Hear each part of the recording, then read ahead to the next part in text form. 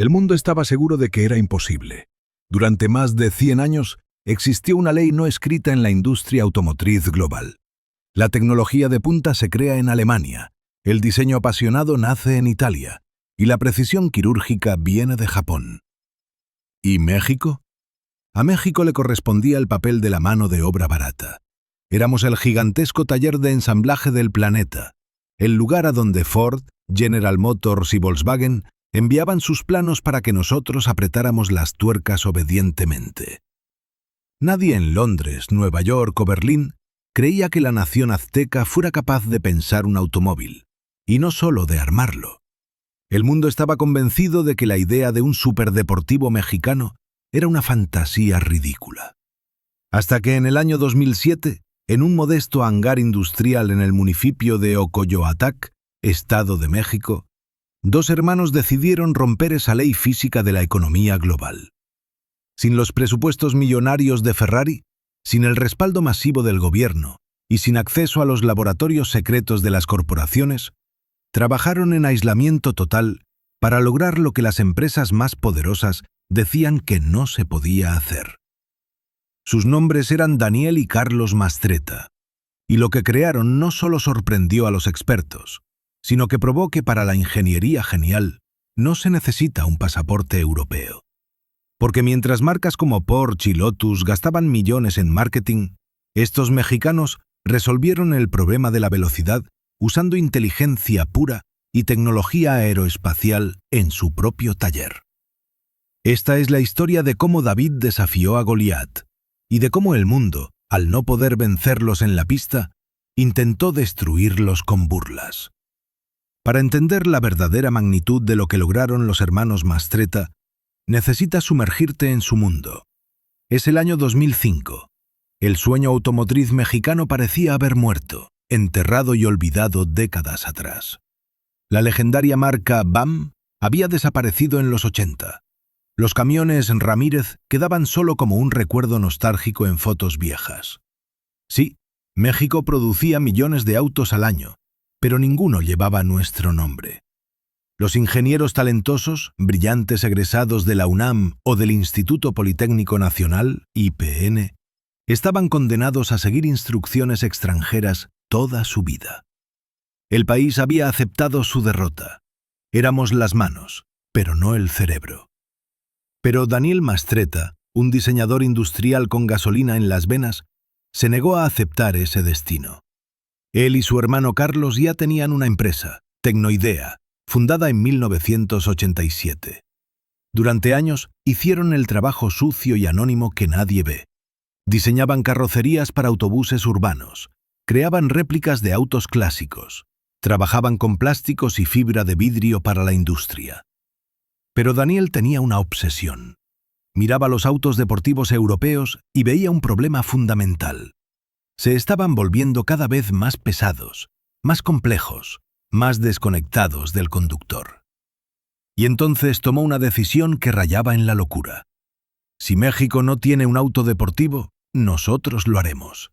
Y no será una copia, será mejor, más ligero y más inteligente que lo que ofrecen los ingleses. Crear un auto desde cero es una tarea de complejidad brutal.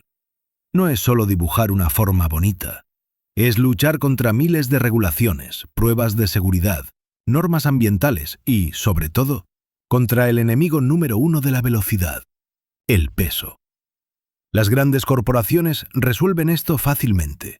Ponen motores gigantescos V8 o V10 que cuestan una fortuna. Pero Mastretta no tenía esos recursos. Tenía que usar el ingenio. Fue entonces cuando Daniel tuvo su momento de revelación. En lugar de soldar un chasis de acero pesado, como se hacía en el siglo pasado, decidió mirar hacia el cielo, hacia la tecnología de la aviación. Decidió usar aluminio. Pero soldar aluminio es un proceso costoso que además debilita el metal en las uniones. Así que los ingenieros de Tecnoidea eligieron un camino que, en ese momento, solo utilizaban fabricantes de élite como Lotus. El chasis semimonocasco empalmado y pegado. ¿Qué significa esto? Significa que el chasis no está soldado, está pegado. Utilizaron adhesivos estructurales de grado aeroespacial, pegamento industrial tan fuerte que con él se unen las alas de los aviones, y reforzaron las uniones con remaches.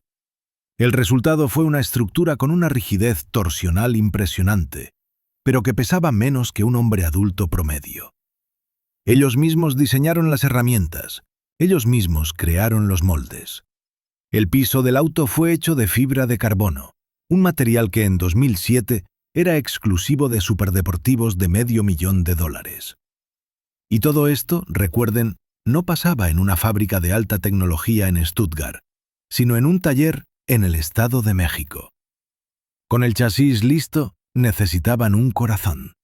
Desarrollar un motor propio hubiera sido un suicidio financiero. Necesitaban un motor confiable, ligero y con potencial de tuning. Eligieron el motor Duratec de 2.0 litros de Ford. En su versión normal era un motor aburrido de sedán familiar que entregaba solo 140 caballos. Pero los ingenieros de Mastretta no lo dejaron así. Lo desarmaron, rediseñaron completamente el sistema de admisión, le instalaron un turbocompresor, un intercooler masivo y reprogramaron la electrónica. Lo forzaron a trabajar al límite, lo exprimieron todo y lo convirtieron en una bestia que entregaba 250 caballos de fuerza.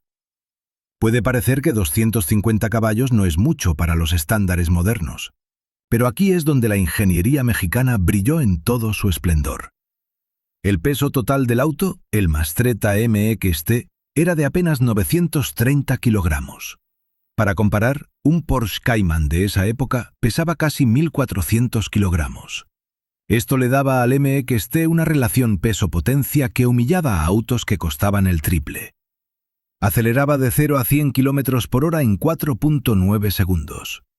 Generaba fuerzas G laterales de 1.1 en las curvas. No era un juguete. Era un arma de alta precisión. Pero construir el auto era solo la mitad de la batalla. La parte más difícil era convencer al mundo de que era real. En 2008, los hermanos tomaron la decisión más arriesgada de sus vidas. No presentaron el auto en México, donde habrían sido aplaudidos ciegamente. Fueron directamente a la boca del lobo. Reservaron un stand en el Salón Internacional del Automóvil de Londres. Imaginen la escena. Julio de 2008. Centro de Exposiciones Excel en Londres. La prensa mundial se agolpaba alrededor de los stands de Bentley, Jaguar y Aston Martin. Y ahí, en un rincón, había un auto amarillo, bajo, ancho y agresivo, con un escudo tricolor en el cofre que nadie reconocía. El escepticismo se sentía en el aire. Los expertos británicos se acercaban con una sonrisa burlona. ¿Un deportivo mexicano? ¿En serio? Pero cuando quitaban la lona y miraban de cerca, la sonrisa se borraba. Veían la calidad de los ensambles. Tocaban el chasis de aluminio. Revisaban la fibra de carbono. Y entendían que no era una broma. Era ingeniería de clase mundial. Los titulares al día siguiente fueron un triunfo absoluto. La revista Autocar escribió: un rival serio para el Lotus Elise. El mundo automotriz estaba en shock. México había entrado al juego.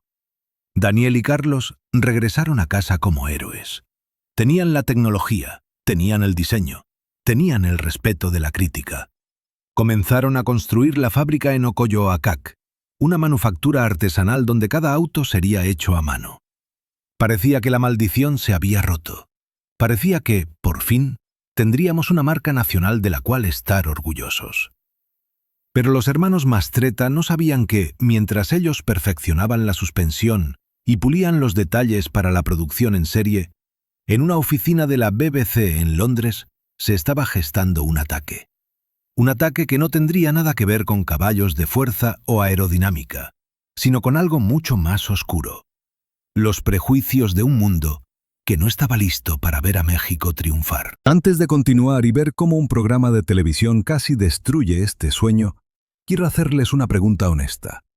Si tuvieran $60,000 en 2011, ¿se hubieran arriesgado a comprar el primer auto deportivo mexicano o hubieran preferido la opción segura con un Porsche usado? Su respuesta es importante, porque fue precisamente ese miedo y esos estereotipos los que jugaron un papel fatal. Déjenme su opinión en los comentarios. Los leo atentamente. Y si esta historia les está pareciendo interesante, un simple me gusta ayuda muchísimo a que este vídeo llegue a más personas. Ahora volvamos a 2010. Para que sientan realmente la injusticia de lo que pasó después, necesitan entender qué tan bueno era realmente el Mastretta MXT. No era un auto que fuera bueno para ser mexicano. Era un auto extraordinario para el mundo entero. En una era donde los autos deportivos se estaban convirtiendo en computadoras con ruedas, llenos de asistentes electrónicos que corregían los errores del conductor, el MXT era una bestia analógica. Era un auto para puristas. La dirección no tenía asistencia hidráulica.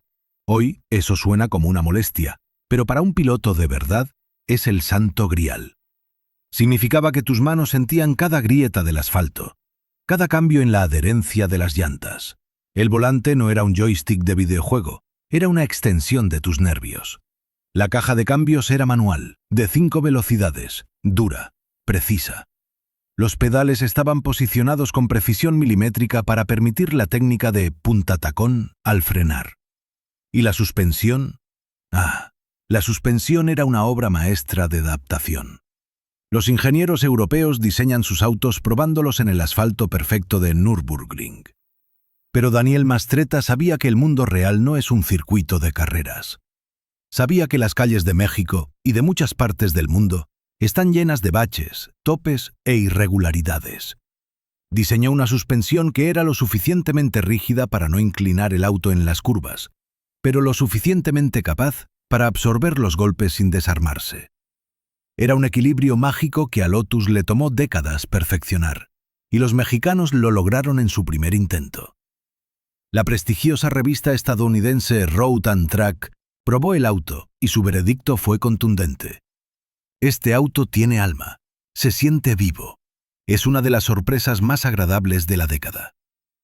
Hacia finales de 2010, la producción en serie comenzó. No era una línea de montaje masiva, era un atelier, un técnico, un auto. En cada motor había una placa, hecho en México. No era marketing, era un grito de orgullo. El precio se fijó en alrededor de $58,000. Competitivo para un auto de fibra de carbono y aluminio hecho a mano. Todo estaba listo para el éxito. Pero en el mundo del marketing global hay un juez supremo al que todos los fabricantes temen. El programa de televisión Top Gear. En 2011, este programa era visto por 350 millones de personas en todo el mundo. Jeremy Clarkson, Richard Hammond y James May no eran solo periodistas, eran ídolos. Una palabra suya podía hacer que un auto se vendiera como pan caliente o llevar a una empresa a la quiebra. El 30 de enero de 2011 se emitió el segundo episodio de la temporada 16. Imaginen a los empleados de Mastretta, a los ingenieros, a Daniel y Carlos, sentados frente al televisor con emoción. Que tu auto salga en Top Gear, aunque sea para ser criticado, es una publicidad que el dinero no puede comprar. Esperaban quizás críticas sobre el diseño o el precio, pero no estaban preparados para el racismo. En la pantalla apareció la foto del Mastretta MXT, amarillo, brillante, poderoso. Los presentadores no lo probaron, no se subieron a él, ni siquiera lo vieron en vivo, solo vieron su origen. Richard Hammond comenzó un monólogo que pasaría a la historia como uno de los momentos más vergonzosos de la televisión británica. Los autos reflejan las características nacionales, ¿no es así? Los autos alemanes son eficientes y serios. Los italianos son extravagantes y rápidos. Los autos mexicanos van a ser perezosos, irresponsables, flatulentos, con sobrepeso, y se pasarán el día durmiendo recargados en una cerca, mirando un cactus, cubiertos con una cobija con un agujero en medio a modo de abrigo. Las risas grabadas del estudio estallaron. Pero no era gracioso. Jeremy Clarkson continuó la masacre. ¿Cómo se llama? ¿La tortilla? James May añadió con desprecio. No, creo que se llama taco. Durante 3 minutos, en el horario estelar global, 3 millonarios británicos destruyeron la reputación de una nación entera. Usaron los estereotipos más viejos, ofensivos y falsos del siglo XIX para describir un producto de alta tecnología del siglo XXI. No hablaron de la relación peso-potencia, no hablaron del chasis pegado, hablaron de comida y de pereza. Pero el golpe final, el más arrogante, vino de Clarkson.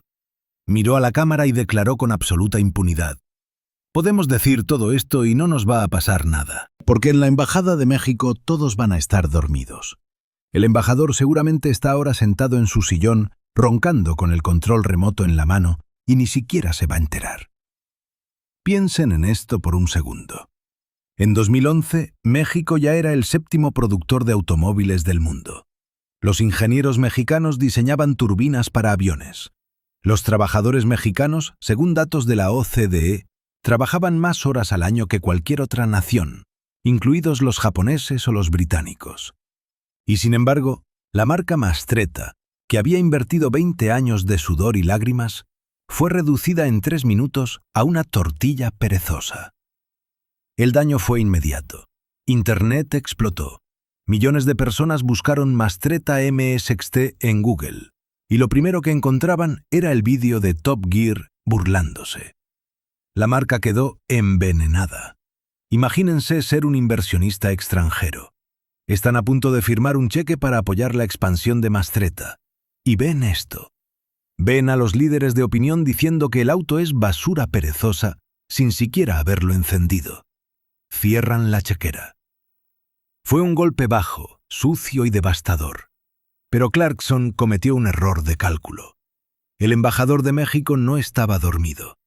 Y el pueblo mexicano no se iba a quedar callado. Lo que comenzó como una broma inglesa se transformó en un conflicto diplomático internacional que demostró que los días en que se podía humillar a Latinoamérica sin consecuencias habían terminado. La reacción de México fue rápida y furiosa.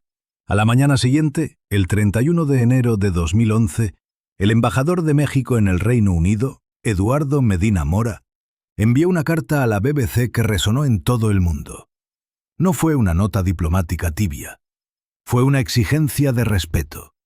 El embajador escribió: los presentadores recurrieron a insultos vergonzosos, vulgares e inexcusables para avivar la intolerancia y la ignorancia.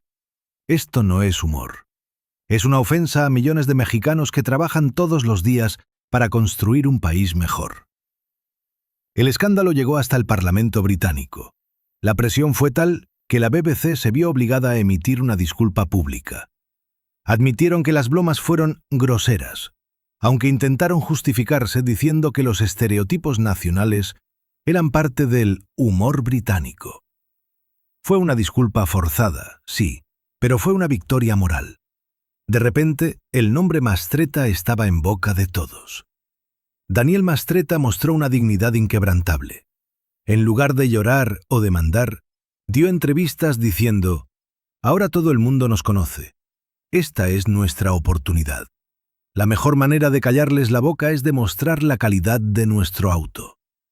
Dejemos que el MXT hable por sí mismo. Y vaya que lo intentaron. Durante 2012 y 2013, la pequeña fábrica en Ocoyoacac siguió operando. Los ingenieros, heridos en su orgullo, pero no en su capacidad profesional, mejoraron el auto. Lanzaron la versión MXT-R. Era un monstruo. Cambiaron el motor por el del Ford Focus ST, EcoBoost. Elevaron la potencia a 285 caballos de fuerza. Mejoraron la aerodinámica con un nuevo splitter frontal y ajustaron los frenos. El MXT-R era un cohete. Aceleraba aún más rápido, se agarraba más fuerte. Los pocos afortunados que compraron uno decían que manejarlo era una experiencia religiosa. En las calles de la Ciudad de México o Guadalajara, el auto robaba más miradas que un Ferrari. La gente se acercaba, lo tocaba y sentía un orgullo genuino. Esto es nuestro. Esto se hizo aquí. Pero en el mundo de los negocios, la fama no siempre paga las cuentas. El escándalo de Top Gear había puesto a la marca en el mapa, pero también había creado un aura de riesgo a su alrededor. Los grandes inversionistas, esos que se necesitan para exportar a Estados Unidos y Europa, se volvieron cautelosos. ¿Y si el mercado no lo acepta? ¿Y si Top Gear tenía razón? El dinero es cobarde y huye del ruido. Además, Mastretta enfrentaba los problemas típicos de ser un pionero en un país sin infraestructura para el desarrollo propio. Al ser una empresa pequeña, tenían problemas de flujo de caja. Los proveedores exigían pagos por adelantado. La logística era una pesadilla. Cada auto tardaba meses en construirse y entregarse. Sin un colchón de dinero, como el que tienen Audi o Toyota, cualquier retraso era mortal. En 2013, buscando capital desesperadamente, los hermanos se asociaron con un fondo de inversión, Latin Idea Ventures. Parecía la salvación, pero fue el principio del fin. Comenzaron las clásicas disputas entre los creadores, los Mastretta, y los financieros. Los nuevos socios querían resultados rápidos, querían cambiar la estrategia, querían números. Daniel y Carlos querían mantener la esencia artesanal y la calidad. En mayo de 2014, la noticia cayó como un balde de agua fría. La producción del Mastretta MXT se detuvo. Los hermanos Mastretta emitieron un comunicado anunciando su salida de la empresa que ellos mismos fundaron. Denunciaron que la nueva administración había agotado los recursos y tomado decisiones equivocadas. La fábrica se sumió en el silencio. Los chasis de aluminio y las carrocerías de fibra de carbono a medio terminar se quedaron ahí, cubriéndose de polvo, como esqueletos de un sueño inconcluso. Se estima que se produjeron pocas decenas de unidades. Hoy, ver un Mastretta MXT en la calle es como ver un unicornio. Son piezas de colección invaluables, testigos mudos de lo que pudo haber sido. ¿Por qué es importante recordar esta historia? Algunos dirán que Mastretta fracasó porque era un negocio pequeño y arriesgado. Pero la realidad es más dolorosa. El MXT no murió por ser un mal auto. Si hubiera sido lento, feo o se hubiera desarmado, habría sido un fracaso honesto. Pero era un triunfo de la ingeniería. Demostró que México podía dominar tecnologías complejas, como el chasis de aluminio pegado, antes que muchos fabricantes europeos. Lo mató una combinación letal: la falta de capital profundo, la eterna maldición de los innovadores en Latinoamérica, y la arrogancia cultural del primer mundo. El episodio de Top Gear no fue la única causa, pero fue el símbolo de la barrera invisible que enfrentamos.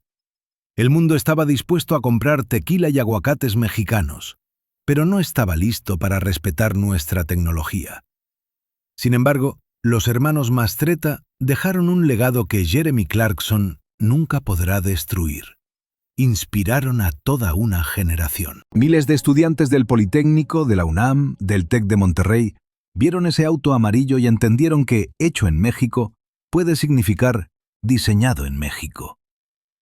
Que no estamos condenados a solo ensamblar lo que otros inventan. Hoy, cuando ves a estudiantes mexicanos ganando concursos de robótica en Japón, o cuando ves proyectos como el auto eléctrico Saqua, sepan que ahí está el ADN de Mastretta. Ellos rompieron el muro. Ellos demostraron que era posible. Sí, el Mastretta MXT desapareció, pero la historia la escriben los valientes. Y cada vez que alguien duda de que la innovación pueda venir de lugares inesperados, el legado de Daniel y Carlos estará ahí para recordarnos: sí, es posible. No porque sea fácil, sino porque alguien ya lo hizo en un taller de Ocoyoacac.